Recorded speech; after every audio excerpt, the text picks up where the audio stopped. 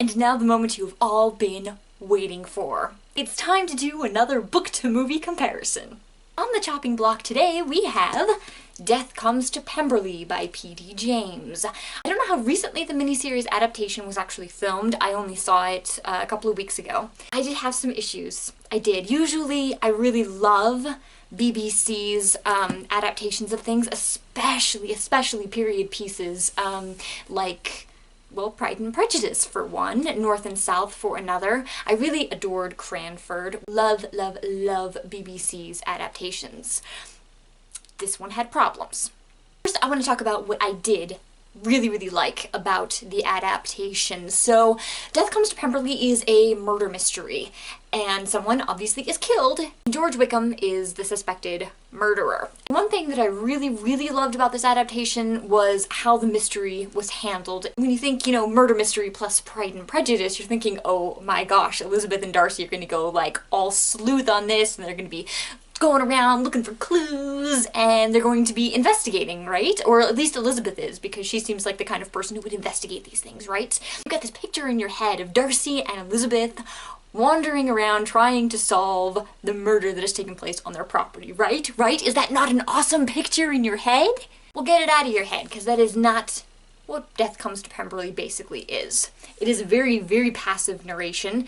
Elizabeth is in it for the beginning, and then once the murder happens, we switch over to Darcy, and Darcy is pretty much the main character throughout the entire book. Not that he really does anything, because like I said, it's a very passive narration. He's just kind of sitting back, and all this stuff is happening, and he's reacting to it, basically. So it's very passive. This really irritated me for a murder mystery. I mean, you literally do not find out half of the mystery, half of the causes of the murder itself until the final chapter, until everything is already resolved and you know who actually did it, and then you find out like, oh yeah, and all of this was going on behind the scenes, and you're like, what? So with the miniseries adaptation, they did a much better job of making it seem more like a mystery. So Elizabeth kind of does a little sleuthing, she at least, asks people about things, she looks into situations that she's like, that seems a little weird to me. And Darcy also is a little more active about it. He takes a more active role, and he does a little sleuthing himself. Not only did Elizabeth and Darcy have much more active roles in the movie, the murder mystery itself was better presented, because like I said, here in the book, you don't find out half of what's going on until the very end. So you had you really didn't have a way of figuring that out. This is not like a whodunit mystery. The mystery itself in the miniseries was presented much better. You got a lot more information as the mystery progressed, rather than all at the end. So the information that in the book was saved for the very last chapter to explain, oh yeah, and this is what really happened, and this is why, and it's because of this and that and that. Ta-da, it all makes sense. Instead of doing that, they took a lot of this information here and they planted it as clues throughout the rest of the movie for the characters to find and stumble across. And I really liked that, because it was a much more active murder mystery. And I don't know about you, but when I watch a murder show, I want it to be a little more mysterious, a little more adventurous. I want to see somebody trying to solve the mystery. Now we're going to move on to some of the things that I didn't like about the movie. I'm gonna do a brilliant thing here and actually stick to my notes. Unheard of. Absurd! I really disliked that in the movie adaptation, Darcy and Elizabeth argued a lot. They started to drift apart. And I really disliked that, because that wasn't in the book at all. In the book, they totally stood together. There were no relationship issues between them. Nothing was wrong, other than, obviously the fact that somebody was murdered on their property, but there was nothing wrong with them.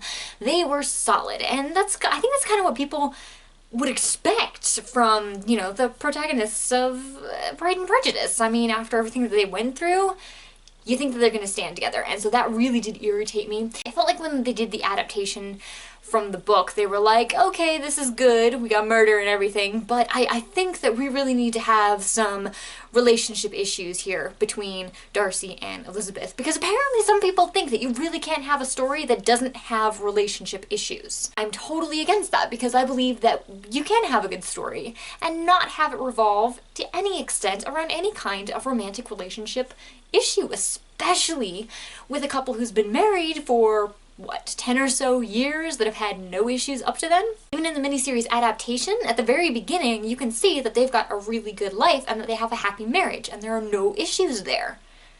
And suddenly all of this stuff just comes crawling out of the woodwork because of this murder. And I did not like that. It did not feel very realistic to me, especially having read the book. They really just threw that in there for more drama. And I really dislike when people just throw relationship issues in there for extra drama. There was enough of a story on its own that we really didn't need to have this question of whether or not Darcy and Elizabeth are really going to stay together. There are reflections on the past throughout the book and the movie adaptation, specifically the situations involving George Wickham, because he is prominent in this book. So everything with Darcy's sister Georgiana and how she almost eloped with Wickham before they kind of figured out that he was trying to seduce her so that he could marry her for her money. And so a lot of things were brought back involving Georgiana, involving Darcy's handling of the situation, involving Wickham, but also involving Darcy's pride. So it hits on a lot of the things that Darcy did because of his pride, and so he still has a lot of pride, even at this point, even though he doesn't like totally let it rule his life anymore. You do see that there is still quite an extent of pride. And the book worked a lot on developing his character in such a way that he starts to come to terms with the fact that he's still very prideful and that there are still ways that he can improve his character and also his relationship with those around him. But the purpose of bringing all of this up, of digging into the past and bringing up these painful memories and the whole Pemberley before all mantra, was not to drive a rift between Elizabeth and Darcy. It was to develop Darcy's character more. There's also this whole side story about Georgiana is in love with a young lawyer, but Darcy's cousin, Colonel Fitzwilliam, wants to marry her. So he kind of talks to Elizabeth in the very beginning before all of the murder stuff, and he's like, I would like to ask Darcy for Georgiana's hand. What do you think of that? And Elizabeth basically tells him, I know that Darcy wouldn't have a problem with you marrying his sister, but I also know that Georgiana's happiness is utmost. In the movie adaptation, this pride comes out of Darcy's again, and he is worried about Georgiana's future because Wickham is being accused of this murder, and if he's convicted, that puts Pemberley in jeopardy, and so Georgiana's future might be in jeopardy. And so in the adaptation, he tells Colonel Fitzwilliam, yes, you can marry Georgiana, and he basically makes them get engaged. And Georgiana goes along with it because Pemberley before all. This is like the exact same issue that we had in Pride and Prejudice. And we just basically fell back into this old routine, whereas in the book, none of this was an issue. I mean, nobody actually proposed to Georgiana until the very end of the book, after everything had been settled. There was none of this romantic entanglements with Georgiana throughout the entire book. And so, I don't know, with the Colonel proposing to Georgiana, Georgiana accepting, I might have been able to give that a little wiggle room, but I disliked that it seemed very unoriginal, and then we were basically just falling back into the trap of Pride and Prejudice, how Darcy was putting Pemberley and his reputation before everything, with the exception of the one time that he actually did propose to Elizabeth, but he basically told her, I am throwing away all of my responsibilities to marry the poor wench of you.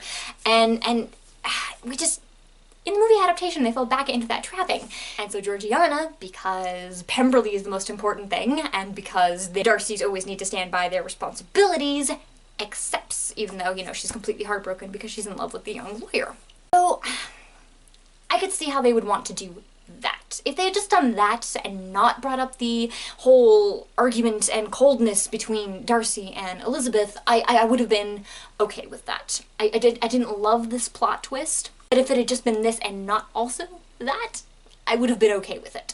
There Darcy does have a lot of development in the book, especially when you read the epilogue. He's like, okay, I realize that I've made these mistakes in the past, and I've realized that though I have changed for the better, I have not changed enough, and I have not handled the after effects of these things that have happened very well, and that's going to stop now. Mainly Georgiana's near elopement with Wickham. Darcy's way of handling that past event is to never, ever, ever, ever, ever talk about it, especially not with Georgiana. He basically has pretended that it has never happened, and he tries to keep it as far from his memory as possible. And so there's this chasm of this event that almost happened and the events that did happen between Darcy and Georgiana feels like she's never truly been forgiven because they never talk about it, and Darcy never ever mentions it. She also feels like Darcy doesn't totally respect her or trust her because they don't talk about it, and because he kind of doesn't let her make her own decisions yet. And so the main development of Darcy's character revolves around that situation between him and his sister, between the events that happened in the past and how he has handled them. And so the events of the book, with the whole murder and finding out a little more facts about what was behind everything that happened between Georgiana and Wickham, Darcy realizes that he has not handled the situation well at all. And so at the end of the book, he's telling Elizabeth that I haven't talked with Georgiana about this at all because I was ashamed of what had happened, not necessarily of her, but because he had put her in a position where that could happen, and because he feels like he wasn't a responsible enough or caring enough brother, because he put her in the charge of a woman who was conspiring with Wickham to put her in that situation because she wanted to see Wickham elope with Georgiana so that he could have money. And so Darcy always feels really guilty about that because he didn't live up to his responsibilities or expectations in taking care of Georgiana. So basically, they never talk about this. They have never resolved that event that happened. It's like this giant gaping chasm dividing them. It's between them. The movie adaptation did deal with it, but it dealt with it less than it dealt with this suddenly present argument between Darcy and Elizabeth, and the fact that Elizabeth totally thinks he is now regretting the fact that he married for sentiment instead of for responsibility. So she thinks that he regrets marrying her and has like a total breakdown at one point, and I'm like, it was totally unnecessary. They didn't need to do that. No, really, Amanda, tell us how you really feel. Yes, I had some issues with how they decided to develop the story.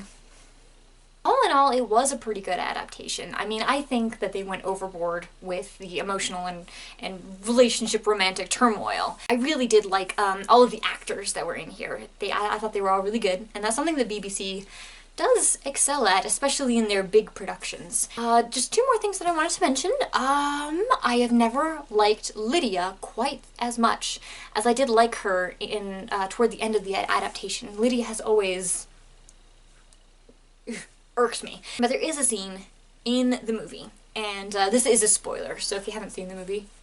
Through the events of the mystery, we find out that George Wickham had an extramarital affair, and he has a child, and Elizabeth has found out about this, and she wants to tell Lydia, because she doesn't want her to hear it from anybody else. So this scene, Lydia is, sitting down, pampering herself up, and Elizabeth comes in and she's like, well, I have to tell you something that's going to be really difficult for you to hear, but I don't want you to hear it from anybody but me. And Lydia stops her and she says, I don't want to hear it. She basically says, I know what he did. I know what's going on, but I don't have to listen to it. If I just hear what happened in the gossip of the people, I don't have to accept it. I will just take it as gossip, and I will continue to live my life with Wickham. And like I said, I've never really liked Lydia because she's always been really airheady. But I thought this had a real kind of strength to it. I don't necessarily see it as living in denial, because it's not like there's a whole lot that she can do. I mean, even if she left Wickham or divorced him, and I don't know like the laws of divorce for back then, but even if she left him, it would still be scandalous. And even though she didn't do anything wrong, she wouldn't live a very normal life. It's not like she could really get married again if she left Wickham. My understanding is that was pretty scandalous at the time, unless she was a widow and, she's not going to go and kill Wickham. I really liked that this had a kind of strength to it, because strength is never something that I really gave Lydia credit for. It takes a lot of emotional strength to live with something like that, because she basically knows that her husband cheated on her, but she's decided not to hold it against him. And mostly probably because she does love Wickham. And she probably realizes that Wickham doesn't love her quite as much as she loves him, but she's decided that she's going to live with it. And just for that reason, I have never liked Lydia as much as I did in that moment. Just one last thing that I really have to talk about. So I've already spilled my guts about the entire Elizabeth and Darcy arguing thing, and you know that I don't like it. Okay, well, surprise, surprise, they don't actually, like, break up or remain angry at each other. Darcy says, "I've been an idiot. I have never been so happy as when I've been married with you, and I'm sorry if I made you feel otherwise." And so, yada yada, they make up. But, I mean, they make up. There was a bedroom scene in Death Comes to Pemberley. And I had a problem with this because, I mean, hello, this is Pride and Prejudice, people. This is like the pinnacle of clean, classic romances. There was a bedroom scene in the movie of Death Comes to Pemberley. Do you understand why I have a problem with that? Because this is like, it's Pride and Prejudice. You don't have sex scenes in Pride and Prejudice, I'm sorry, but you don't. It's like a classic story. It is a love story that does not need bedroom scenes. So that really, really irked me. And I mean, it was a small scene, but it was like way overboard for me. And of course, this is coming from someone who is very conservative, especially in reading and movies, and I really, really abhor bedroom scenes, especially explicit bedroom scenes in movies and books. And so, well, first of all, there was no such scene in Death Comes to Pemberley, the book. This felt very, very much in the same vein as Pride and Prejudice. I mean, it was a little wordy, the characters felt very impassive, but it was written like it could have come from Jane Austen's pen. It was written in the style, it was written in the prose. I mean, this felt like a true continuation of Pride and Prejudice in every single way possible. You don't have a bedroom scene in Pride and Prejudice, ladies and gentlemen. You just don't. You don't. I think I have basically covered everything that I wanted to cover in this book-to-movie comparison. I hope you guys are enjoying having these back as much as I am, because I really just wanted to pour my heart out about this movie adaptation, because it wasn't as good as I was hoping it would be, but it was still really good, especially mystery-wise. I mean, the mystery was superb. I loved the way that they presented it in the adaptation as opposed to the book, because I have to be honest, when I was listening to the book, I was kind of, and I may not have mentioned it, but I was totally in the mood for a murder mystery when I started Death Comes to Pemberley, the book, so I wasn't really in the mood for Pride and Prejudice. I wanted a murder mystery. So the movie adaptation of Death Comes to Pemberley was much more a murder mystery, and that I loved about it. But, like I said, issues. So, have you guys read and or watched Death Comes to Pemberley? I would love to hear your thoughts about it. And until next time, see ya!